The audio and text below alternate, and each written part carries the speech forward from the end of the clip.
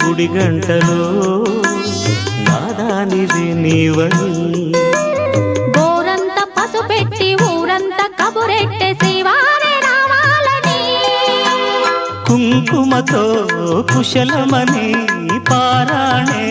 పదిలమని దీవించు దేవుళ్ళే మన ఇంటి వారని తెలియని రాగం పలికింది తీయని భావనలో మనసే జ్యోతిగా వెలిగింది